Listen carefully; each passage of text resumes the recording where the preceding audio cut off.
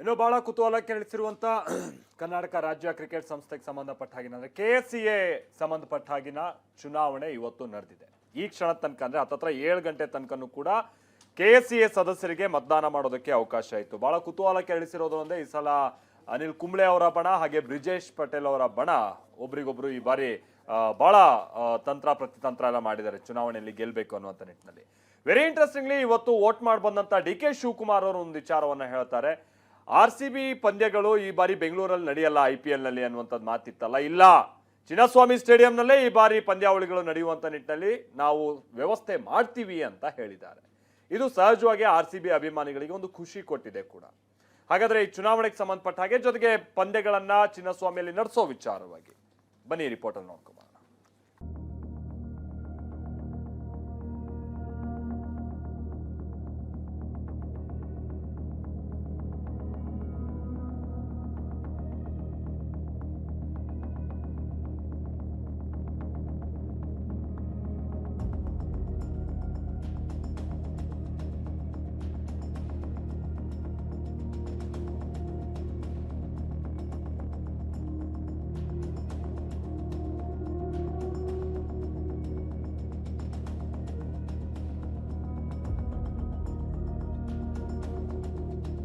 KSCA Karnataka ರಾಜ್ಯ cricket ಸಂಸ್ಥೆ ರಾಜ್ಯದ ಈ ಅಸೋಸಿಯೇಷನ್ಗೆ ಇವತ್ತು ಭರ್ಜರಿ ಮತದಾನ ನಡೆದಿದೆ.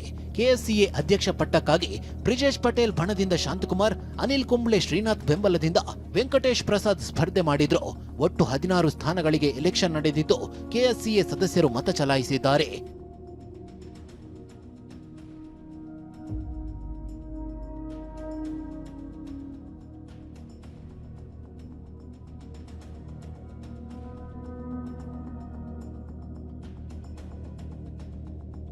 KSCA ಚುನಾವಣೆಯಲ್ಲಿ ಘಟಾನುಘಟಿ ಮುಖಂಡರೇ ಮತದಾನ ಮಾಡಿದ್ದಾರೆ.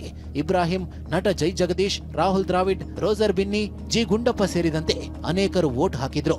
ಜೊತೆಗೆ ರಾಜ್ಯದ ಉಪಮುಖ್ಯಮಂತ್ರಿ DK ಶಿವಕುಮಾರ್ ಕೂಡ ಮತ ಚಲಾಯಿಸಿದ್ರು.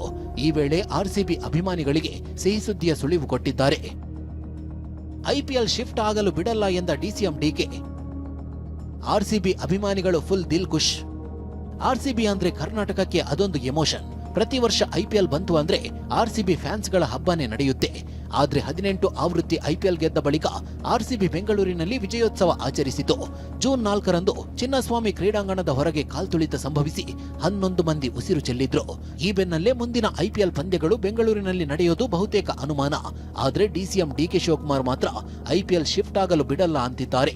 ಬೆಂಗಳೂರಲ್ಲಿ ಏನು ಅನಾಹುತ ಆಗಿದೆ ಅದೆಲ್ಲ ತಪ್ಪಿಸಿ ಮುಂದಕ್ಕೆ ಈ KSCA ಸ್ಟೇಡಿಯಂ ನಡೆದು ನಮ್ಮ ಬೆಂಗಳೂರಿನ ಗೌರವನ ಉಳಿಸೋ ರೀತಿಯಲ್ಲಿ ನಾವು ಮಾಡ್ತೀವಿ.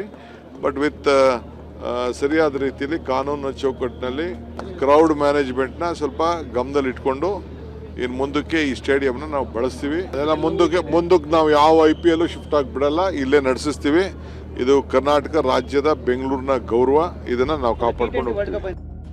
DK ಆಡಿರುವ ಈ ಮಾತು ಅಭಿಮಾನಿಗಳ ಹುಮ್ಮಸ್ಸು ಹೆಚ್ಚಿಸಿದೆ. DK ಮಾತಿಗೆ ಅಭಿಮಾನಿಗಳು ಸಂತೋಷ ಹಂಚಿಕೊಂಡಿದ್ದಾರೆ. ನೆಗಡಿ ಅಂದ ತಕ್ಷಣ ಮುಗ್ನೆ ಕುಯ್ಯಕ್ಕಾಗಲ್ಲ, ಅದೇ ತರ ಇದುವೆ. ಹಿಂದೆ ಏನೋ ಒಂದು ಘಟನೆ ನಡೆದಿತ್ತು, ಮುಂದೆ ಆ ಘಟನೆ ನಡೀಬಾರ್ದು. ಆ ತರ ಎಚ್ಚರ ವಹಿಸಿ ಈ ಸಲ RCB ಆಡಬೇಕು. ಅದೇ ಉಪಮುಖ್ಯಮಂತ್ರಿ ಘೋಷಣೆ ಮಾಡಿದ್ದಾರೆ. ಇದರಿಂದಾಗಿ ನಾವು ಎಲ್ಲರೂ ಕೂಡ ಬಹಳ ಖುಷಿಯಾಗಿದ್ದೇವೆ. ಪ್ರೇಕ್ಷಕರ ಗ್ಯಾಲರಿ ಸುರಕ್ಷಿತ ನಿರ್ವಹಣೆ ಬಗ್ಗೆ ಸಾಬೀತುಪಡಿಸುವಂತೆ KSCAಗೆ PWD ನೋಟಿಸ್ ಕೊಟ್ಟಿತ್ತು. ಈ ನೋಟಿಸ್ಗೆ ಸಂಸ್ಥೆ ಉತ್ತರಿಸಬೇಕಾಗಿದೆ.